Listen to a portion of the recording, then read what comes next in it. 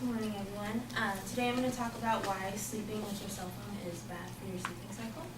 And the reason for that is because it sends out radiation signals. Cell phones are always trying to connect to cell phone towers to receive text messages, emails, phone calls, so they're always sending out signals to the nearest cell phone tower. CBS said that people are so attached to their phones that they're sleeping with them, like right on their nightstand, right next to their head, or even under their pillow. Some people fall asleep on that, right here. And it's bad because of the radiation that it's sending out. A quote from Lynn Quiring, a registered pharmacist and a certified board nutritionist, said that electromagnetic radiation attacks melatonin, the hormone in your body that helps regulate your sleep cycle, and your sleep is disturbed. Wayne State University in Michigan said that 36 out of 71 people in their sleep study didn't fall asleep as fast, were in such a deep sleep, and woke up faster. So if you need your cell phone, like if you need to wake up for your alarm, you should put it on airplane mode because it won't send out signals, or keep it on loud far away from you. And that's why I think it's a bad idea.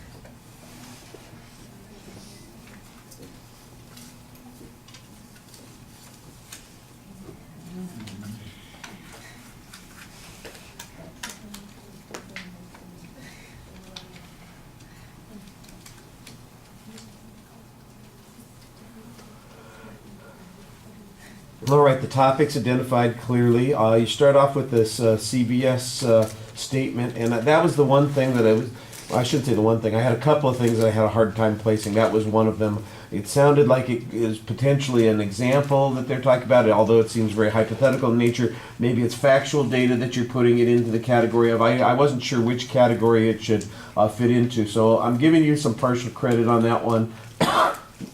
You can always help yourself out a little bit by elaborating on those things. Although this is the only assignment where I ever ask anybody to identify what kind of supporting material they're using.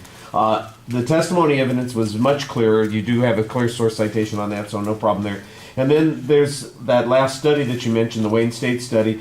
I think I would give you credit for it in the statistical category because there are some numbers in there, but it might also fit into an example category. I wasn't sure which you wanted it to count for, so I'm going to give you a little bit more points on that because I think, like I said, there is a statistical component to it. What you did do was give a very good source citation for everything, so you're good on that, and that's good, and we want you to be consistent on that. It did feel a little bit like stuff was crushed together and you were rushing through it, trying to get it done as fast as possible. And although, it's good to be brief, you also want people to feel like you're glad to be talking to them and not in a hurry to get off the stage. And I felt a little bit like that's kind of the way you were, especially at the end. One of the things that you might notice if you watch any of the other speeches, well, all of you have watched all of the other speeches, you might catch that a lot of people sound like they're trailing off at the end of their speech. It's sort of like all of a sudden they're going downhill and now I'm going to be done. And they have a tendency to do that because, I'm going to move to the next speaker. And you don't want to do that. That makes it sound like you are just, I'm finished, get me out of here, let's move on. And don't